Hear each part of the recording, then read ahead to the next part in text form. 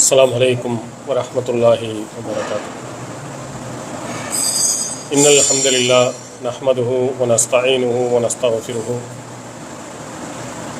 ونعوذ بالله من شرور أنفسنا وسيئات أعمالنا من يهده الله فلا مضل له ومن يضلل فلا هادي له وأشهد أن لا إله إلا الله وأشهد أن محمدا عبده ورسوله. எல்லாமுள்ள அல்லாஹுவின் நல்லடியார்களே, எல்லாமுள்ள அல்லாஹு தாலா இந்த பிரம்மாண்டமான பேருலகை படைத்து அதில் ஏராளமான உயிரினங்களையும் படைத்திருக்கிறார். அதில் மனித சமுதாயத்தை அனைத்து உயிரினங்களை விடவும் சிறந்த படைப்பாக அல்லாஹ் உருவாக்கியிருக்கிறார்.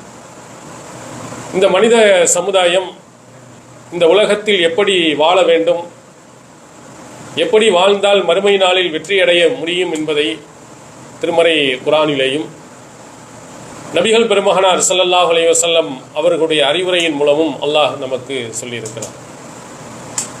இந்த மனிதன் எப்படி அல்லாஹ் தஆலா படைத்திருக்கிறான் என்பதை நீங்கள் திருக்குர்ஆனில் நீங்கள் புரட்டி பார்த்தால், அவன் சேர்ந்து வாழ்வதற்கு, அடுத்தவர்களுடன் இணைந்து வாழ்வதற்குரிய ஒரு உயிரினமாக அல்லாஹ் படைத்திருக்கிறான். எவ்வளவு பெரிய செல்வங்கள், எவ்வளவு பெரிய வசதிகள், எவ்வளவு பெரிய அதிகாரங்கள் இருந்தாலும் ஒரு மனிதன் தனித்து வாழ முடியாது. நான் மட்டும் தனியாக நான் இருக்கப் போகிறேன், எனக்கு யாரும் தேவையில்லை என்று யாரும் இருக்க முடியாது. தேவைகள் அற்றவன் அல்லாஹ் ஒருவன் மட்டும்தான், அவன்தான் தனித்தவன். மனிதன் என்ன பொருளாதாரம் வைத்திருந்தாலும் தனியாக இருக்க முடியாது, அவனுக்கு 2 பேர் உதவிக்கு தேவைக்கு இருக்கிறார். அதனால மனிதனாக இருக்கக்கூடியவன் ஒரு கூட்டு பிராணி, அனைவர்களும் இணைந்து வாழ்வதற்கு உரிய இனமாக அல்லாஹு தஆலா உருவாக்கியிருக்கிறார். அதில் குறிப்பாக அவருடைய உறவினர்கள், சொந்த பந்தங்கள், இவர்களுடனும் இணைந்து வாழ்வதற்கு இஸ்லாம் நமக்கு வழிகாட்டுகிறது. உறவுகள், அந்த உறவுகளையும் தாண்டி ஈமானுடைய ஒரு உறவு, இந்த உறவை பற்றி திருமறை குர்ஆன் பல இடங்களில் நமக்கு வலியுறுத்தி சொல்கிறது. அதனுடைய நன்மைகளை பற்றியும் நமக்கு சொல்கிறது. சொந்த பந்தங்களோடு சேர்ந்து வாழ்வது ஒன்று, அதுபோன்று ஈமானிய உறவுகளுடன் சேர்ந்து வாழ்வதும் இன்னொன்று. திருக்குர்ஆன் நமக்கு சொல்கிறது, இன்னமல் முஃமினூன இஹ்வத்துன், மூமின்கள் அனைவர்களும் சகோதரர்கள். உறவு உங்களுக்கு இருக்காது, எந்த ஒரு நாட்டில் இருந்திருப்பீர்கள், ஏதோ ஒரு பகுதியில் வாழ்ந்திருப்பீர்கள். ஆனால் அல்லாஹ் ஒருவனை ஏற்றோம் என்ற அடிப்படையில் ஈமானுடைய ஒரு உறவு. இந்த இறை நம்பிக்கை உள்ள யாராக இருந்தாலும் அத்தனை பேர்களும் தன்னுடைய சகோதரர்களாக மதித்து நடக்க வேண்டும் என்பதுதான் இந்த வசனத்தின் அல்லாஹ் நமக்கு சொல்லக்கூடிய அறிவுரை. அப்போ நம்ம வெளியே இங்கிருந்து நம்ம சொந்த பந்தங்களுக்கும் அப்பாற்பட்டு திருக்குர்ஆன் நமக்கு சொல்லக்கூடியது, ஈமானுடைய உறவுகள் நமக்கு வந்துவிட்டால் அவர்கள் சகோதரர்களாக வாழணும். திருக்குர்ஆன் இன்னொரு இடத்தில் அல்லாஹ் தஆலா சொல்கிறான், வல் முஃமினூன வல் முஃமினாத் பஅலுஹும் அவுலியா பஅல், மூமினான ஆண்களும் மூமினான பெண்களும் ஒருவருக்கொருவர் உற்ற நண்பர்கள். மூமின்கள் என்று வந்துவிட்டாலே அவர் 2 பேருமே ஒரு அன்பும் பாசமும் இணக்கமும் அவர்களிடத்தில் இருக்க வேண்டும் என்று சொல்கிறது. ஆணாக இருந்தாலும் சரி, பெண்ணாக இருந்தாலும் சரி. ஆண்கள் தன்னுடைய சொந்தத்தில் மட்டும்தான் நான் இணங்கி இருப்பேன் அப்படிங்கிறது இல்லை.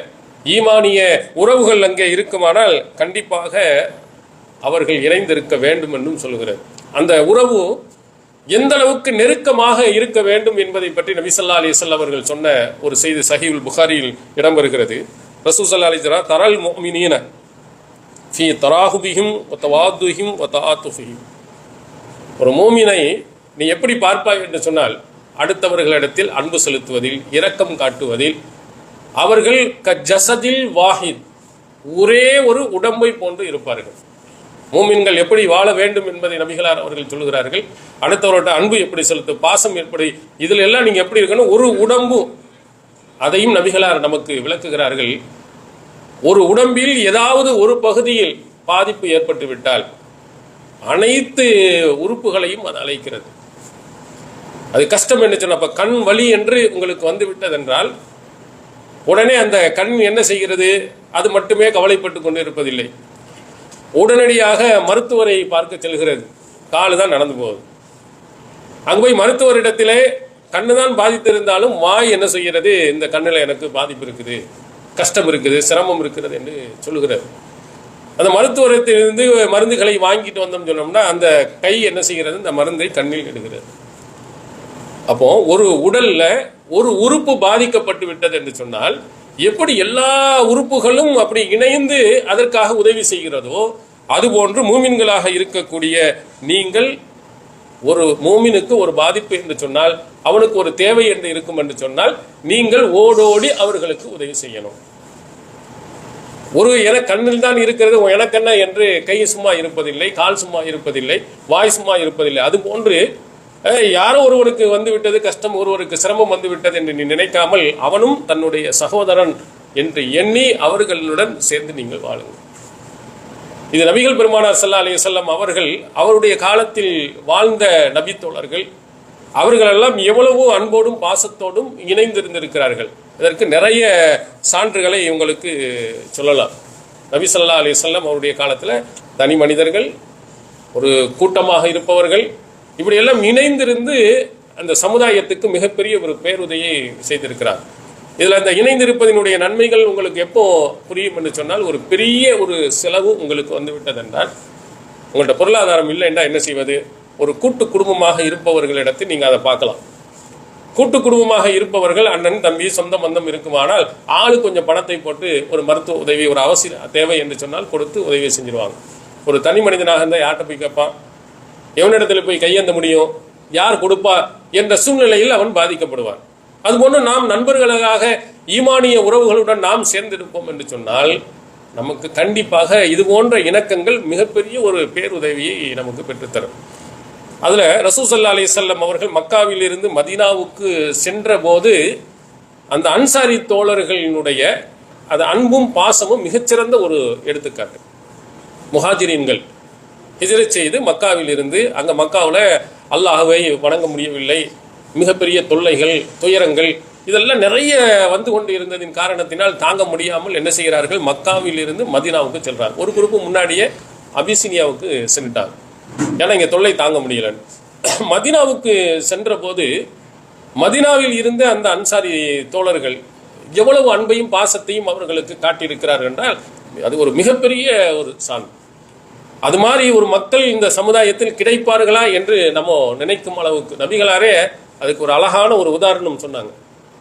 கல் மில்ஹி ஃபித்தாம், அன்சாரிகள் குறைஞ்சிக்கிட்டே போயிடுவாங்க. எந்த அளவுக்குன்னு சொன்னால், சோற்றில் நாம் போடக்கூடிய உப்பு அளவுக்கு போயிடும். ஒரு பெரிய சட்டி சோறுக்கு நம்ம என்ன செய்வோம், ஒரு சின்ன அளவு தான் உப்பு தூக்கி போட போகிறோம். அது மாதிரி இந்த அன்சாரி தோழர்கள் இருக்கிறாங்களே, அவங்களுடைய உதவி அன்பு பாசம் இது மாதிரி ஆட்கள் அப்படியே குறைஞ்சி ரொம்ப குறைவாக போயிடுவாங்க. ஆனால் அவர்களுடைய அந்த அரவணைப்பு இருக்கிறதே, அவர்கள் அந்த மக்களுக்கு செய்த அரவணைப்பு இருக்கிற இந்த உலகத்தில் யாருமே செய்திருக்க மாட்டார்கள். அந்த அளவுக்கு அன்பு பாது. ஏன்னா மூமின் என்பதற்காக மட்டும்தான், சொந்த பந்தமெல்லாம் கிடையாது. மக்காவில் மதீனாவில் இருந்து வரக்கூடிய அத்தனை பேர்களும் அன்சாரிகளுக்கு அண்ணனோ தம்பியோ மாமானோ மச்சானோ யாருமே கிடையாது.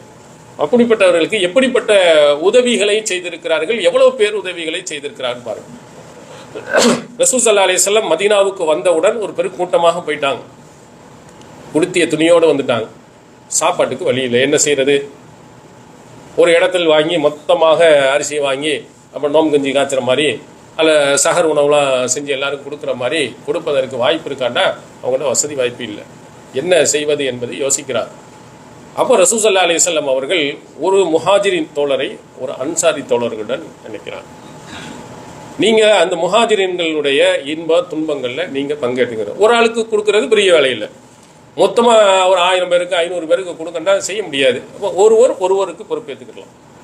அந்த மாதிரி ஒவ்வொருவரையும் ரசூல் ஸல்லல்லாஹு அலைஹி வஸல்லம் ஒவ்வொருவரையும் என்ன செய்கிறாங்க, எனக்கு கொடுக்குறாங்க. இப்படி கொடுக்கின்ற நேரத்தில் அந்த அன்சாரிகள் ஃபர்ஸ்ட் வந்து என்ன சொன்னாங்க தெரியுமா? இக்ஸிம் பைனனா வ பைன இஹ்வானினா அன்னாஹில், எங்களுக்கும் எங்களுடைய தோழர்களான அந்த முஹாஜிரீன்களுக்கும் இடையில் பேரித்தம் தோட்டங்களை பங்கிட்டு நீங்கள் கொடுத்துருங்க.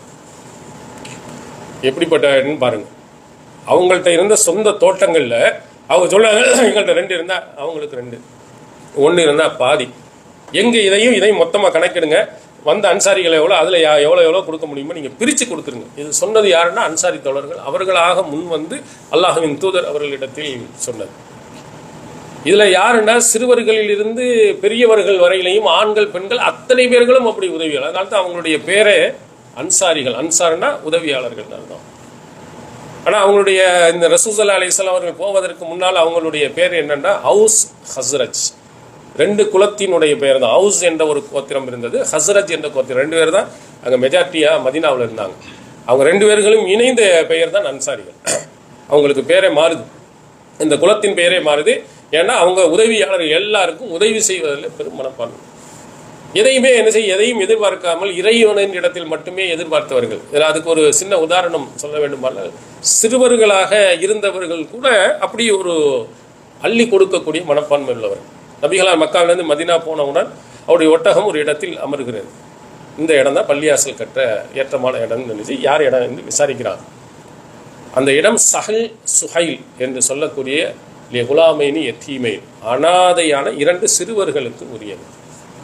ஆசாத் பின் ஜுராரா என்பவரிடத்தில் வளர்ந்து வந்த 2 அனாதை சிறுவர்களுக்கு உள்ளது.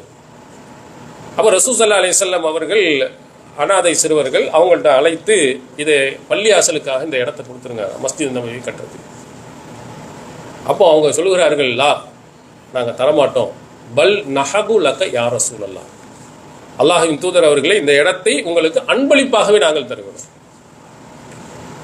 அப்போ அவர்கள் சொன்ன புகாரி இன்னொரு அறிவிப்பில் இடம்பெறுக, பல் நத்னுமு சமனஹு இல்லா இலல்லா, இதனுடைய விலையை அல்லாஹ்விடத்திலேயே நாங்கள் எதிர்பார்க்கிறோம். இதுக்கு வேணும், இதுக்குடைய கூலியை நாங்கள் அல்லாஹ்ட்ட போய் வாங்கிக்கிறோம், மறுமையில் அல்லாஹ் தருவான். எவ்வளவு பெரிய வார்த்தை என்று நீங்கள் பாருங்கள். ஒரு அடுத்தவர்களுக்கு உதவி செய்கின்ற பொழுது நம்முடைய உள்ளத்தில் ஆழமாக பதிய வேண்டிய வார்த்தை இது. நம்ம நிறைய இடங்களில் ஒரு சிலர்களுக்கு மத்தியில் மனக்கசப்புகள் எப்படி ஏற்படுகிறது என்று சொன்னால், ஒருவருக்கு நிறைய உதவி நம்ம செஞ்சுருப்போம், அவர் சில நேரத்தில் உதவி மறந்துட்டு நடந்துடுவார். அப்போ நமக்கு உள்ளத்தில் ஒருத்தர், நம்ம அவ்வளோ செஞ்சேன், நான் இவ்வளோ கொடுத்தேன், நான் இப்படி எல்லாம் நான் நடந்தேன், பாருங்கள் இப்படி சொல்லிட்டான், இப்படி நடந்து போயிட்டான்னு நம்ம நினைப்போம். அப்போ மனம் அளவு உங்களுக்கு பாதிக்கப்படுது. அந்த பாதிப்பை எப்போ வராதுன்னு சொன்னால், இந்த வாசகம் சொன்னால் உங்களுக்கு வராது. யாருக்கு நாம் உதவி செய்தாலும் அந்த கூலியை அல்லாஹ்விடத்தில் எதிர்பார்க்கிறோம் அப்படின்னு நீங்கள் சொல்லிட்டீங்கன்னா, ஏன் உங்களுக்கு என்ன வருது? ஆனால் அல்லாஹ்வுல தரப்போறான், தரலை, இவர் தரணும்னு இருந்தால்தான் நம்ம என்ன செய்யணும்? வருத்தப்படணும். நம்ம எதிர்பார்த்தது என்ன? யாருக்கு எந்த உதவியோ அல்லாஹ் சொன்னான், அல்லாஹ் நீ எனக்கு கூட போதும். அப்படி எண்ணத்தை நாம் வளர்த்து கொண்டோமே நமக்கு எதுவுமே வராது. சில இடங்களில் பார்த்தா பள்ளியாசல் கட்டியிருப்பாங்க, போயிருப்பாங்க. அந்த பள்ளியாசல் கட்டினதுக்கு பிறகு அவர் நிறைய உழைச்சிருப்பார், போயிருப்பார், எல்லாமே உண்மையிலேயே செஞ்சிருப்பார். அடுத்து ஒரு நிர்வாகம் மாறின உடனே என்னையை மதிக்கலை, என்னை கூப்பிடல, போகல, நான் தான் எல்லாம் செஞ்சேன். அந்த எண்ணெயே வருது நமக்கு. வரவே கூடாது. நான் செய்தது எல்லாம் என்னை மதிக்கணும், என்னை தலைவராக்கணும், எனக்கு பொறுப்பு கொடுக்கணும்னா இல்லை, அல்லாஹ்விடத்தில் நான் எதிர்பார்க்கிறேன். அப்படி நம்ம உள்ளத்தில் ஆழமாக பதிஞ்சிருச்சுன்னா எதுவுமே வராது. திருக்குரான் கூட இந்த நல்லவர்களை பற்றி சொல்லும் பொழுது, இன்னமா நுத்து இமுக்கும் வஜிஹில்லாஹி லா நுரீது மின்கும் ஜஸாஅம் வலா ஷுக்ரா, நான் உங்களுக்கு உதவி செஞ்சதெல்லாம், உணவளித்ததெல்லாம் இறைவனின் திருப்தியை எதிர்பார்த்துதான், உங்கள்கிட்ட கூலியை எதிர்பார்த்து இல்லை, நன்றியை எதிர்பார்த்து இல்லை என்று நல்லவர்கள் சொல்வார்கள் என்று திருக்குரான் சொல்லுகிறேன். நம்ம யாருக்கு என்ன உதவிகள் நீங்கள் செய்தாலும் மறந்துடுங்க, கொடுத்துட்டு அந்த இதை நம்ம செஞ்சோங்கிற எண்ணமே வரக்கூடாது. யாரெல்லாம் மறுமையில் எனக்கு கொடு அப்படின்னா நமக்கு மனவேதனையும் படாது, இப்படி செஞ்சுட்டான் அப்படி பண்ணிட்டான் என்று வராது.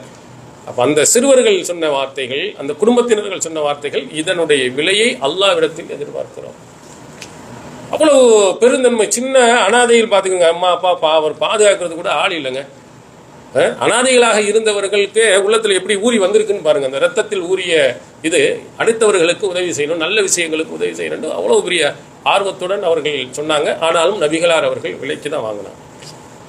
நமக்குன்னா அப்படின்னா சரி, பள்ளியாசல் கிடந்தாரா அல்ஹம்துலில்லாஹ்னு வாங்கிட்டு போயிடுவோம் நம்ம. ஆனால் நபிகளார் அதையும் தாண்டி யோசிப்பவர்கள். ஒரு அனாதை சிறுவருக்கு உள்ளதை நம்ம என்ன செய்யக்கூடாது, வாங்கக்கூடாது அப்படின்னு சொல்லிட்டு நபிகளார் அதை விலைக்கு தான் வாங்கியிருக்காங்கன்னு புகாரியில் இடம்பெறுகிறது.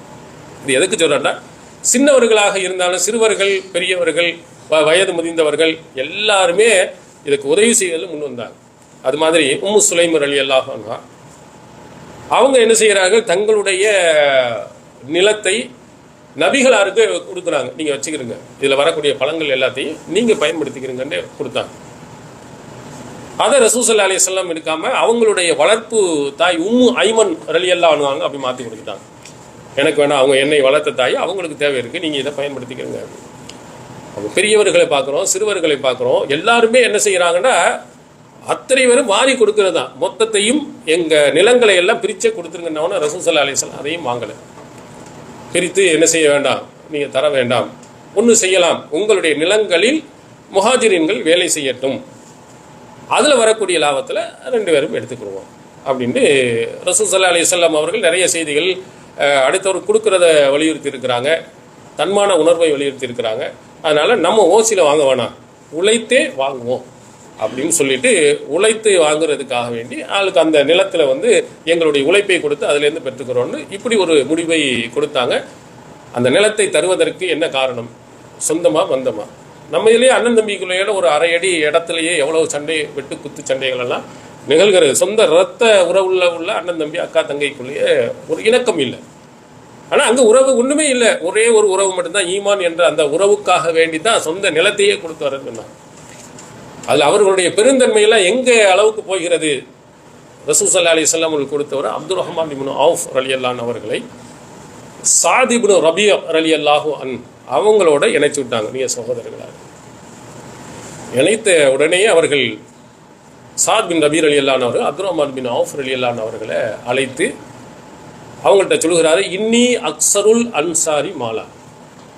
அப்துர் ரஹ்மான் பின் அவுஃப் சொல்றாங்க, அன்சாரிகளிலேயே அதிகம் செல்வம் உள்ளவன் நான் தான். இது பொய்க்காண்டி பெருமைக்கான்னு சொல்றது. நமக்கு 4 கார் ஓடுது, 4 பங்களா இருக்கு, அது இருக்குன்னு சொல்லியிருப்பான். ஆனால் அவங்க சொந்தமாக ஒன்றுமே இருக்காது, பெருமை பேசுறதுன்னு இல்லை. உண்மையிலேயே அவர் பெரிய செல்வந்தர், கோடீஸ்வரரா. நம்மளாம் என்ன செய்வோம்? யாராவது ஒரு ஆள் நம்மள்கிட்ட வந்து கடன் வாங்க வர்றாருங்கிற மாதிரி இருந்தா என்னங்க சரி, இந்த கொரோனா காலத்துலேருந்து பெரிய சிரமமாக இருக்குது, யாரோ நஷ்டமாக இருக்குது, அதாக இருக்குது, இப்படின்னு நம்ம ஆரம்பிப்போம். ஏன்னா அவரை கேட்டக்கூடாது, அதுக்கு முன்கூட்டியே ஒரு தலையை போட்டு வச்சுருவோம் அப்படிங்கிறதுக்காண்டி அப்படி நாம் சொல்லும் பழக்கங்கள் நிறைய பேர்கள்ட்ட உண்டு. ஆனால் இவர் சொல்கிறார், நபி ஸல்லல்லாஹு அலைஹி வஸல்லம் அவருடைய அன்பு தோழர் அவர் சொல்கிறார், நான் தான் அதிகமாக செல்வத்தை வச்சு. சரி வச்சு என்ன? அவர் சொல்கிறார், அக்ஸிமு லக்க நிஸ்ஃப மாலி, என்னுடைய சொத்தில் பாதியை உங்களுக்கு பிரித்து தருகிறேன். எப்படிங்க? ஒரு பெரிய கோடீஸ்வரர் இப்போ லூலுனுடைய அதிபராக இருக்கார், அவருடைய சொத்தை பாதி எனக்கு தர்றாருன்னா நம்ம மயக்கப்பட்டு வந்துட மாட்டோமா? எவ்வளவு கோடி கோடியாக உள்ள பணங்கள், பெரிய கோடீஸ்வரராக இருக்கக்கூடிய இந்த மன்னர் நம்மளை கூப்பிட்டு என்னுடைய சொத்தில் ஒரு பாதியை தருகிறேன்னு சொன்னால் எப்படி இருக்கும்? அது உண்மையிலே அப்படி சொல்லுபவர்கள் நம்ம வரலாற்றில் எங்கேயுமே நம்ம பார்க்க முடியாது. அனைவர்களுமே என்ன நினைக்கிறாங்கன்னா, நம்ம நல்லா இருக்க வேண்டும் என்று தான் பார்க்குறாங்க.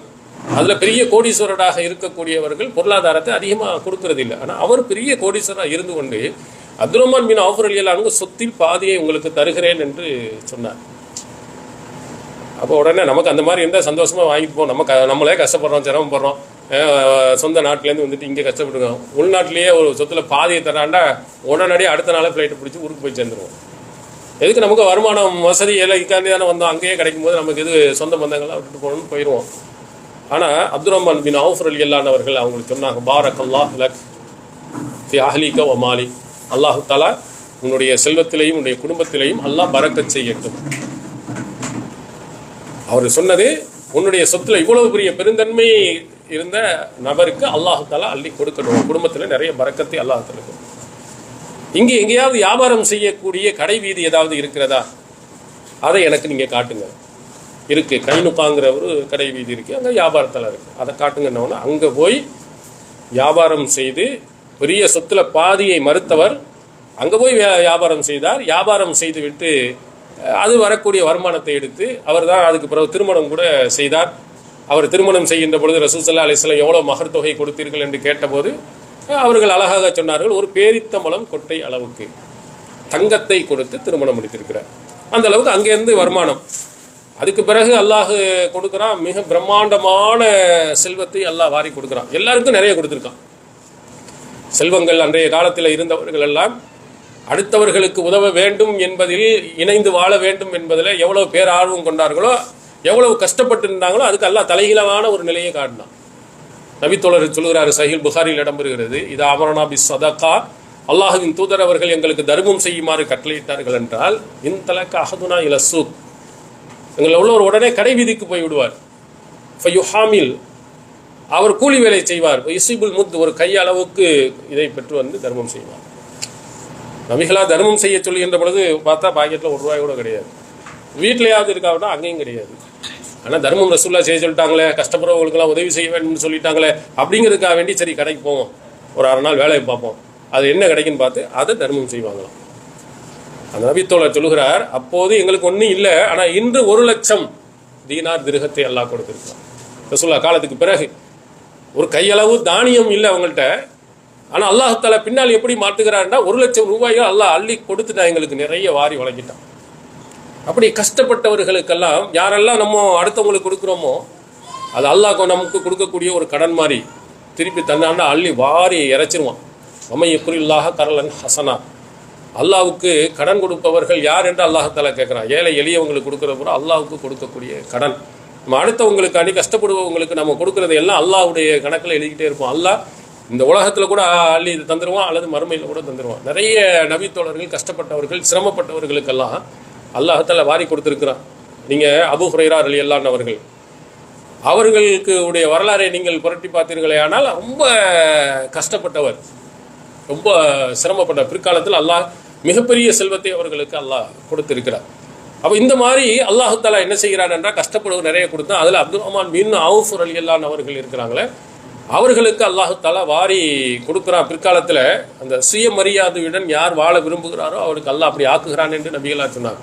இவர் இப்படி நடக்கிறாரு. பிந்திய காலத்தில் உமர் பின் ஹத்தாப் ரலியல்லாஹு ஆட்சி காலத்தில் போகும்போது அவருடைய ஒட்டக கூட்டங்களும் மிக பிரம்மாண்டமானதாக இருந்தது.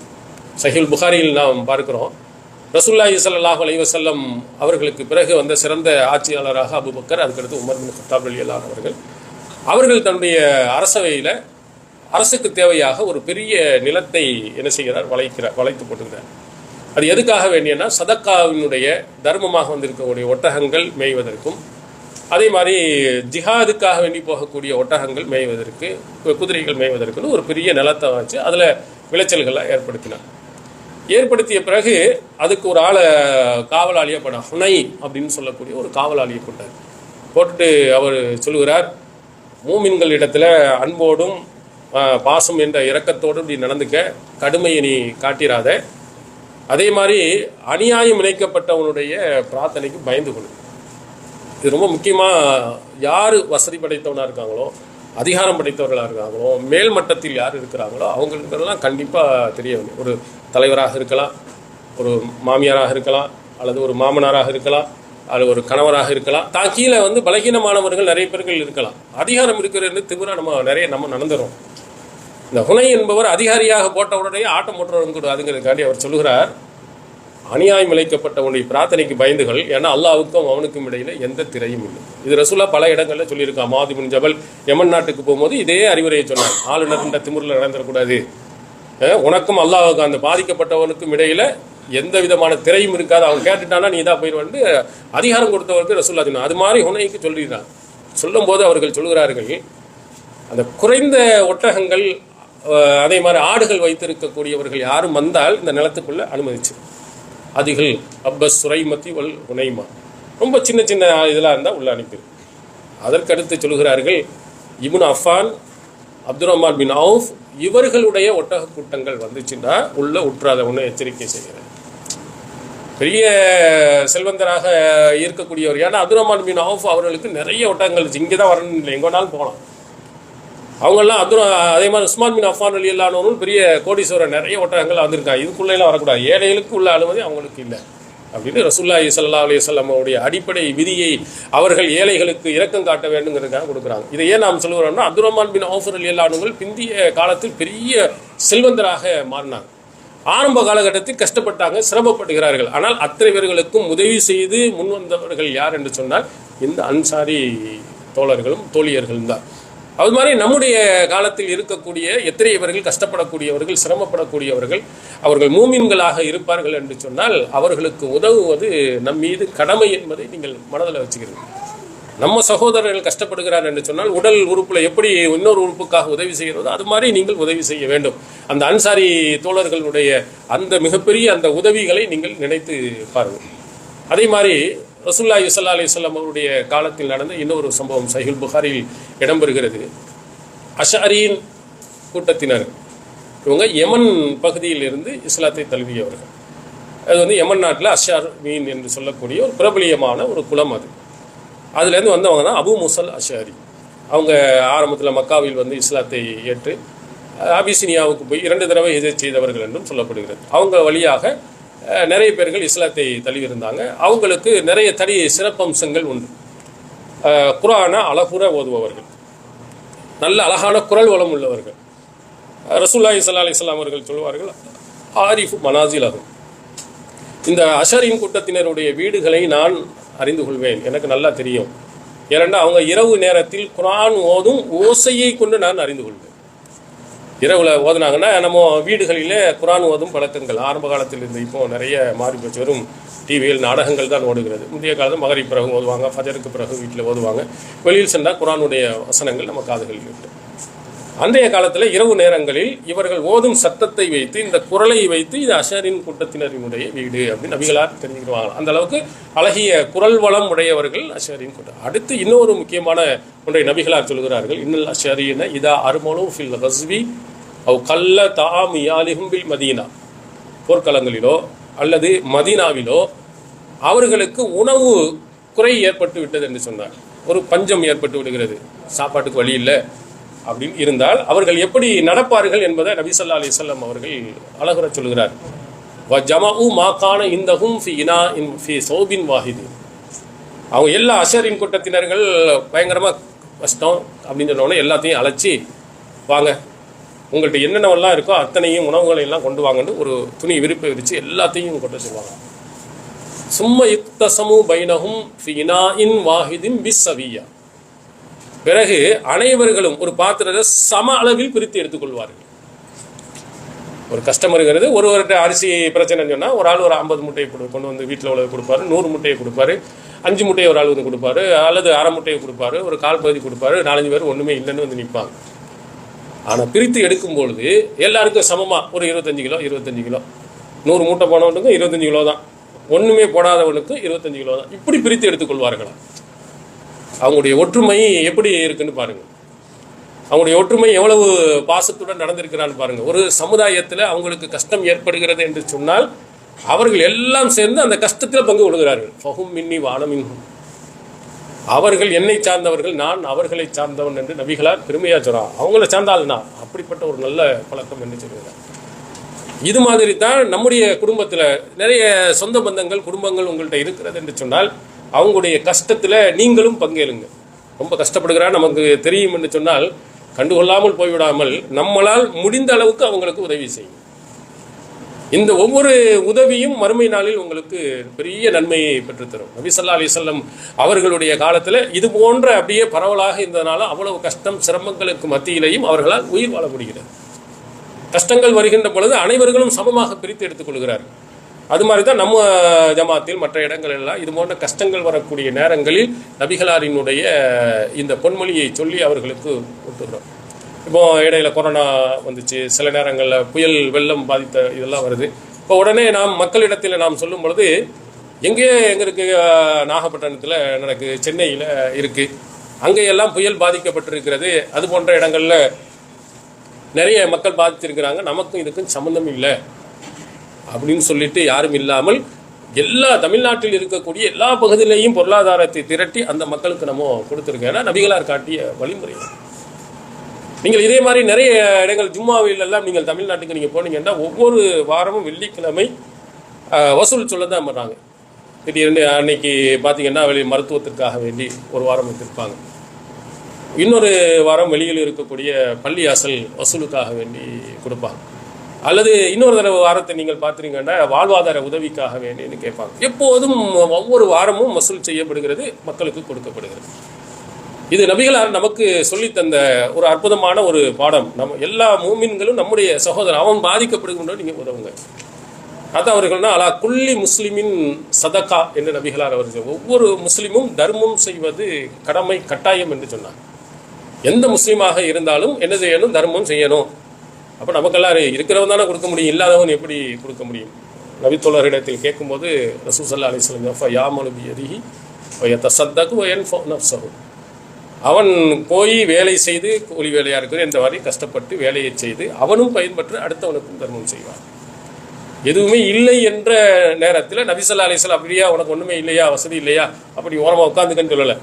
உனக்கு அல்ல உடல் வலிமையை தந்திருக்கானா இல்லையா, போய் வேலை செய், வேலை செஞ்சுட்டு அதில் கிடைக்கிறதில் நீனும் எடுத்துக்க, ஏழை எளியவர்களுக்கும் கொடு அப்படின்னு நபி ஸல்லல்லாஹு அலைஹி வஸல்லம் அவர்கள் நமக்கு சொல்லியிருக்கிறாங்க. இல்லாத ஒரு முஸ்லீமும் நம்ம பிறந்து விட்டால் அவனுடைய ரத்தத்தில் என்ன இருக்கணும்னா இந்த தர்மம் செய்ய வேண்டும், ஏழை எளியவர்களுக்கு உதவி செய்ய வேண்டும் என்பது இணைந்திருக்க வேண்டும் என்று நபி ஸல்லல்லாஹு அலைஹி வஸல்லம் சொன்னார். அதனால அத்தனை விதமான உதவிகளையும் நம்ம ஏழை எளியவர்கள், சொந்த பந்தங்கள் அத்தனை பேர்களுக்கும் கொடுக்கணும். இதில் வந்து சண்டைகள் எந்த இடங்களில் என்ன செய்கிறது என்றால் அந்த இணைப்பு, அன்பு, பாசமெல்லாம் எங்கே போகிறது என்றால் சில நேரத்தில் ஏற்படக்கூடிய பொறாமை, போட்டி, இதனால நிறைய சண்டைகள் ஏற்பட்டு குடும்பமே பிரிந்து கிடக்கக்கூடியது பல வருட காலங்களாக, பல யுகங்களாக எல்லாம் கடந்திருக்கு. அதை எங்கே இணைக்க முடியும் என்று சொன்னால் இந்த ஈமானுடன் மட்டும்தான் இணைக்க முடியும். ஈமானுடைய உணர்வு இருந்தது என்றால் அவர்களிடத்தில் கண்டிப்பாக கொண்டு வந்துடலாம். இப்போ உதாரணத்துக்கு நான் சொல்கிறேன், அவுஸ் ஹஸ்ரஜ் என்று சொல்லக்கூடிய அந்த 2 கோத்திரத்தினர்கள் மதீனாவில் இருந்தாங்க. அவர்களுக்கு இடையிலே எவ்வளவு வருடங்கள் பகைமை இருக்குது என்று சொன்னால் மேத்தும் வயசுரோ 120 வருட காலங்கள் பகைமை இருந்ததாம். 1 வருடம் இல்லை, 2 வருடம் அல்ல, 120 வருட காலங்கள் 2 பேருக்கும் மத்தியில் பகைமை இருந்தது. அல்லஃப பைன குலூபி, அல்லாஹ் சொல்கிறான், உங்களுடைய உள்ளங்களை அவன் இணைத்தான். 120 வருட காலங்களை எவ்வளவோ சொல்லியும் அவங்களால இணைக்க முடியலை. இந்த ஈமான் போய் தான் இணைச்சிருக்கு. அல்லாஹுவின் தூதர் அவர்கள் காட்டிய அந்த இஸ்லாம் தான் அவர்களுக்கு மத்தியில் அன்பையும் பாசத்தையும் கொடுத்து இணைத்திருக்கு. 120 வருட காலங்கள்லாம் தூக்கி எறியப்படுகிறது. ஆனால் இஸ்லாம் அப்படிப்பட்ட அடிப்படை விதியை அவர்களுக்கு சொல்கிறது. உதாரணத்துக்கு நான் சொல்ல வேண்டுமானால், அபூபக்கர் சித்திக் ரலியல்லாஹு அவர்களுடைய மகளார் ஆயிஷா நாயகி, ரசூலுல்லாஹ்வுடைய மனைவி, அவங்க மேலே அவதூறு சொல்லப்பட்டது. அவதூறு சொல்லப்பட்டதில் பரப்பியவர்கள், அவதூறை ஆரம்பித்தது யார் என்று சொன்னால் இவர்கள் அப்துல்லா பின் உபை பின் சலூல் என்று சொன்ன முனாஃபிக், உங்களுக்கு தெரியும். அதை நம்பி நிறைய பேர்கள் என்ன செஞ்சிட்டாங்க, வெளியில எல்லாம் சொன்னாங்க. அதில் ஹசான் பின் சாபித் ரலியல்லாஹு அவர்கள், ஹம்னா பின் ஜஹஷ் ரலியல்லாஹு அவர்கள், அதில் மிஸ்தாஹ் பின் உசாசா என்று சொல்லக்கூடிய இன்னொருவர். இப்படி நிறைய பேர்கள் இது உண்மைதான், அப்படி தான் இருக்கும், நம்ம அப்படி தானே, இந்த மாதிரி செய்திகள் எல்லாம் நெருப்பு இல்லாமல் புகையுமா, அப்படியெல்லாம் நிறைய நினைத்து கொண்டு நிறைய அப்படி பரப்பிடுறோம். அது மாதிரி பரப்பியாச்சு. அதில் மிஸ்தாஹ் பின் உசாசாவும் ஒருவர். அல்லாஹ் தஆலா அதுக்கு பிறகு 1 மாத காலத்திற்கு பிறகு சூரத்து நூறில் அந்த வசனத்தை இறக்கி ஆயிஷா நாயகி தூய்மையானவர்கள் என்று இறக்கி சொல்லிடுறோம். சொன்னதற்கு பிறகு உடனே அபூபக்கர் சித்திக் ரலியல்லாஹு அவர்கள் செய்த மிகப்பெரிய கோபமான ஒன்று என்னென்றால், இந்த மிஸ்தாஹ் பின் உசாசா என்பவருக்கு இனிமேல் எந்த உதவியும் நான் செய்ய மாட்டேன்னு சொன்னார். சத்தியம் என்று சொன்னார். அவர் சொந்தக்காரர். அவர் அபூபக்கர்ட்டேருந்து நிறைய உதவிகளையும் வாங்கிட்டு இருந்துட்டு உண்ட வீட்டுக்கு 2ஆம் கட்டம் பண்ணுவான்னு சொல்லுவாங்களா, அது மாதிரி ஆயிஷா நாயகி மீது அவதூறு சொல்லது இவர் பண்ணோன்னே நமக்கு தாங்குமா? நம்முடைய மகளை பற்றி ஒருத்தர் மோசமாக பேசி ஊர் பூரா சொன்னவனுக்கு நம்ம உதவி செய்வோமா? நிச்சயமாக நம்ம செய்ய மாட்டோம். அதெல்லாம் அல்லாஹ்வின் தூதரினுடைய மனைவி, இறை தூதரினுடைய மனைவி மேலே சொன்னோம்னா நம்மளால் ஏற்றுக்கிற முடியுமா? இனிமேல் உனக்கு ஒன்றும் கிடையாது, பைசா கிடையாது, ஒன்றும் கிடையாது, போடா வெளியே அப்படிங்கிற மாதிரி நம்ம மற்றவங்களுக்கு சொல்கிற மாதிரி அபூபக்கர் சித்திக் இனிமேல் உங்களுக்கு கிடையாது. அப்போ அல்லாஹ் சொல்கிறான் பாருங்கள், ஒரு வசனத்தை சூரத்து நூறில் இறக்க, வலா யாத்தலி உலில் ஃபல்லி மின்கும் வசாத்தி ஐயாத்து உலில் குர்பா, உங்களில் வசதி படைத்தவர்கள், சிறப்புக்குரியவர்கள், ஏழைகளுக்கு, நெருங்கிய உறவினர்களுக்கு நான் உதவி செய்ய மாட்டேன்னு சத்தியம் செய்ய வேண்டாம். என்ன சத்தியம் செய்றீங்க? ஏதோ தெரியாமல் சொல்லிட்டு புரிஞ்சுட்டாங்க, அவங்க நான் செஞ்சது தவறுதான்னு வழங்கிட்டாங்க. விளங்கியதற்கு பிறகு நான் கொடுக்க மாட்டேன்னு நீங்கள் சொல்லக்கூடாது. அப்போ அல்லாஹ் ஒரு அடிப்படையான ஒரு கேள்வியை கேட்குறான், அலா துஹிப்பூன ஐ யக்ஃபிரல்லாஹு லக்கும், அல்லாஹ் உங்கள் பாவங்களை மன்னிக்க வேண்டும் என்று நீங்கள் ஆசைப்பட மாட்டீர்களா? அல்லாஹ் கேட்குற கேள்வி, அடுத்தவனை பற்றி நீ குறை சொல்றிய, நீ தப்பு செய்றியா? இல்லை. நீ தவறே செய்யாத தூய்மையானவனா? உன்னுடைய வாழ்நாளில் தவறே நடக்கலையா? எவ்வளவு தப்பு ஒன்றை இருக்கு, என்ன கேட்குறிய? நீ லலம் தினப்சில் கசீரா, இறைவா நான் எனக்குனாலே அதிகமான பாவங்களை நான் அதிகமான பாவங்கள் நான் செஞ்சுட்டேன், என் பாவங்களை மன்னித்து விடு அப்படின்னு சொல்லிட்டு நீ கேட்குறிய. அப்போ நான் மன்னிக்க வேண்டும் என்று நீ ஆசைப்படுகின்ற மாதிரி அவருடைய தவறுகளை மன்னிச்சிரு. என்னுடைய மன்னிப்பு உனக்கு வேண்டுமா வேண்டாமான்னு நல்லா கேட்குறோம். இது எல்லாரும் நம்ம நினைக்கணும். எத்தனை பேர் நம்மளுடைய குறைகளை நாம் சொல்லும்போது நம்ம குறைய செய்யாதவங்களா, தெரியாமல் செஞ்சுட்டான் சொல்லிட்டான், மன்னிச்சு விட்டுருங்க. அவங்களோட சேர்ந்து வாழுங்க. நெருங்கிய உறவினர்கள், சொந்த பந்தங்களாக இருக்கக்கூடியவர்கள்ட்ட அல்லாஹு தஆலா சொல்லும்போது உதவி நீங்கள் செய்யணுன்ற உடனே வல்லாஹ் இன்னி உஹிப்பு ஐ யக்ஃபிர அல்லாஹு லி, அபூபக்கர் சித்திக் அழகான வாசகத்தை சொன்னார், அல்லாஹ்வுடைய அந்த மன்னிப்பு கண்டிப்பாக எனக்கு தேவை, அதைத்தான் நான் விரும்புகிறேன் என்று சொல்லி திரும்பவும் அவருக்கு கொடுத்தார். தன்னுடைய மகளின் மீது அவதூறு சொன்னவர் அல்லாஹ் மன்னிக்க சொல்கிறான். என்ன அல்லாஹ்வுடைய மன்னிப்பு வேணுமா உனக்கு வேண்டாமா? வேணும் யா அல்லாஹ், உன்னுடைய மன்னிப்பு தான் வேணும். அப்போ கொடுன்னு அவனை கொடுத்துட்டார். இது மாதிரி நெருங்கிய நம்ம உறவினர்களிடத்தில் நிறைய தவறுகள் மனிதன் என்ற அடிப்படையில் கொஞ்சம் கூடுதலாக இருக்கலாம், கொஞ்சம் குறைவாக இருக்கலாம். அதனால் நாம் என்ன செய்யக்கூடாது, அதை பெருசுபடுத்தி அதை காரணம் காட்டி அவருடைய உறவுகளிலிருந்து நாம் பிரிந்துவிடக்கூடாது, இணைந்து நாம் இருக்கணும். அந்த மாதிரி இணைவதன் மூலமாக இறைவனுடைய மிகப்பெரிய ஒரு அன்பையும் அருளையும் நாம் நிச்சயமாக என்ன செய்ய முடியும். டைம் இருக்கா? 5 நிமிஷம். 5 நிமிஷம் எல்லாத்தையும் ரெடி பண்ணணும். அதனால நாம் இந்த அன்பர் நம்முடைய தெரிஞ்சவர்கள் அறிந்தவர்கள் அவங்கெல்லாம் தவறு செய்கின்ற பொழுது அதை பெருந்தன்மையுடன் என்ன செய்யுங்க, மன்னிப்பதற்கு வரும். இதுதான் நபி ஸல்லல்லாஹு அலைஹி வஸல்லம் அவர்கள் நிறைய அபூபக்கர் உமர் ரலியல்லாஹு அன்ஹு அவர்களுக்கு இடையிலே பெரிய சண்டைகள் எல்லாம் ஏற்பட்டு இருக்கிறது. அந்த சண்டைகள் எல்லாம் குறைந்த நேரத்தில் அது மறந்து போயிருக்கிறாங்க. இது சஹீஹுல் புகாரியில் இடம் பாருங்க. அபூபக்கர் சித்திக் ரலியல்லாஹு அன்ஹு அவங்களுக்கும் உமர் ரலியல்லாஹு அன்ஹு அவங்களுக்கும் சண்டை ஏற்பட்டது. அவங்க சாதாரண மிகச்சிறந்த ஒரு நபி தோழர்கள். அப்போ அபூபக்கர் அவர்கள் என்ன செய்கிறாரு, உமர் ரலியல்லாஹு அன்ஹு போய் நான் தெரியாமல் செய்யணும் மன்னிச்சிருக்கேன். கோபம், உமர் ரலியல்லாஹு அன்ஹு கோபம் தான் எப்படி இருக்கும், டென்ஷன் ரொம்ப ஓவர், பட்டாண்டு கதவை சாத்திட்டார். வீட்டுக்கு வந்தவங்கள கதவை சாத்தா நமக்கு எப்படி இருக்கும், முடியாதுன்னு சொல்லிட்டு கதவை சாத்திட்டார். உடனே அபூபக்கர் சித்திக் என்ன செய்ய, அவர் டென்ஷனாக இருக்காருன்னு சொல்லிட்டு நேராக பள்ளியாசலுக்கு வந்துட்டார். உமர் ரலியல்லாஹு அன்ஹு அவர்களுக்கு நேரம் செல்ல செல்ல அவருடைய அந்த கோபம் குறைந்து அபூபக்கர் சித்திக்குடைய வீட்டுக்கு போகிறாரு. சரி, இப்படி வந்த பிறகு நம்ம மன்னிக்கலன்னா சரியில்லையா. அங்கே போனால் அங்கே இல்லை, சரி இல்லைன்னா எங்கே போகிறாங்க, ரசூலுல்லாஹ்ட்ட தான் போவாங்கன்னு ரசூல் ஸல்லல்லாஹு அலைஹி வஸல்லம் அவர்களிடத்தில் வர்றாங்க. அபூபக்கர் உட்காந்துருக்கா, எல்லாரும் உட்காந்துருக்கா. உமர் ரலியல்லாஹு அன்ஹு அவர்கள் உள்ளே வரும்னே அப்படியே ரசூலுல்லாஹ் அப்படியே முகம் அப்படியே மாறி, அபூபக்கர் இவ்வளவும் சொல்லியும் மன்னிக்க இது பண்ணிட்டாரே அப்படின்னு சொல்லி அப்படியே ரசூலுல்லாஹ் தன்னுடைய முகத்தை கடுமையாக காட்டுறாங்க. அதுலேயே தெரியுது அபூபக்கர் சித்திக் உடனே போய் அந்த அன்பு பாசம் எப்படி வருதுன்னு பாருங்க. ஒரு மூமின் தவறு செய்வாங்கிறதை எப்படி அபூபக்கர் அவர்கள் உணர்ந்து இருக்கிறார்கள், அவருடைய பெருந்தன்மை என்னன்றது ரசூலுல்லாஹ் முன்னாடி வந்து இன்னி அல்லாஹ்வின் தூதர் அவர்களே நான் தான் தப்பு செய்தேன், உமர் தவறு செய்யலை, என் மேலே தான் குற்றம் இருக்குன்னு அமைதிப்படுத்துறான். நம்மளா இருந்தால் அவ்வளோ சொல்லியும் கேட்கலையா, வாங்கட்டும் ரசூலுல்லாஹ் திட்டட்டும் அப்படின்னு சொல்லிட்டு நம்ம இந்த பக்கம் திரும்பிக்கிட்டு நிற்போம். அபூபக்கர் எவ்வளோ அழகாக போய் அங்கே சொல்லுகிறாரு பாருங்க, நான் தான் தப்பு செஞ்சேன். அப்போ உமர் ரலியல்லாஹு அன்ஹு வந்தவுடன் ரசூலுல்லாஹி ஸல்லல்லாஹு அலைஹி வஸல்லம் அவர்கள் அபூபக்கரினுடைய சிறப்பை சொல்கிறார். இந்த இடத்துல கூட எவ்வளோ பெருந்தன்மையாக அவர் நடந்து சண்டையெல்லாம் பெருசு காட்டலப்பார். அப்போ ரசூலுல்லாஹி ஸல்லல்லாஹு அலைஹி வஸல்லம் சொல்கிறார்கள், நான் இறை தூதர் என்று உங்கள்கிட்ட எல்லாம் வந்து சொன்னேன். குல்தும் கதப்த, நீங்கள்லாம் சொன்னீங்க நான் பொய் சொல்கிறேன்னு சொன்னீங்க. இப்போ தானே ஏகத்துவ கொள்கைக்கு சேர்ந்திருக்கியா. ஃபஸ்ட்டு யார், ஃபஸ்ட்டு வந்து அபூபக்கர் சித்திக் சதக்கன்னு சொன்னார், உண்மை சொன்னார் என்று சொன்ன முதல்வர் அவர் தான், முதல் மனிதர் அவர் தான் அபூபக்கர். ஆனால் நீங்களெல்லாம் போய் சொன்னீங்க. வாசானி பி நஃப்ஸிஹி வ மாலிஹி, தன்னுடைய உயிராலும் அதே மாதிரி தன்னுடைய செல்வத்தாலும் மாறி இறைத்தவர் இந்த அபூபக்கர். ஹல் தாரிகூலி சாஹிபி, என்னுடைய தோழரை நீங்கள் விட்டு விட மாட்டீங்களா, ஏன் அவருக்கு துன்பத்தை நீங்கள் தர்றீங்க அப்படின்னு சொல்லிட்டு ரசூல் ஸல்லல்லாஹு அலைஹி வஸல்லம் அவர்கள் அபூபக்கரை சிறப்பித்து சொன்னார். சிறப்பித்துட்டா சொந்தம் நாம இல்லை, அவர் வந்து மார்க்கத்துக்காக வேண்டி அவ்வளவு தியாகங்கள் செய்தவர், சாதாரண ஆள் அல்ல. அதனால அவரை இது பண்ணிடாதீங்கன்னு சொன்ன உடனேயே ரசூலுல்லாஹி ஸல்லல்லாஹு அலைஹி வஸல்லம் அது சொன்னதற்கு பிறகு அபூபக்கரை யாரும் நோய்வினை செய்கிற மாதிரி நடக்கல. இதே பிற்காலத்தில் ஆட்சி தலைவராக வருகின்ற நேரத்திலையும் அபூபக்கர் சித்திக்கும் உமர் ரலியல்லாஹு அன்ஹு இருக்கிறாங்க. யாரை ஆட்சி தலைவராக ஆக்குவது என்று வரும் பொழுது அங்கே சண்டை மனக்குரோதம் எதுவுமே இல்லை, அவ்வளவு அன்பு பாசம் இருக்கு பாருங்க. அபூபக்கர் சித்திக் சொல்கிறார், ஒரு ஆள் முக்ரைசி வரணும், ஒரு ஆள் அன்சாரி வரணும், பெரிய சண்டை வரும் பொழுது அபூபக்கர் எந்த சொல்றார், பாயு உமருக்கு பைய செய்யுங்க, அவரை தலைவராக்கு. உமர் ரலியல்லாஹு அன்ஹு அவர்கள் அன்னைக்கு ரசூலுல்லாஹ்ட்ட மாட்டி விட்டாரு, சண்டை போட்டாரு அப்படின்னு நினைச்சிட்டு அவர் சொன்னாரா, அவர் உடனே எந்திரிச்சு இவர் சொன்னார், இவர் போய் அபூபக்கர் இடத்தில் முதல் பைய செய்து நீங்க தான் ஆட்சி தலைவர் அப்படின்னு சொன்னார்.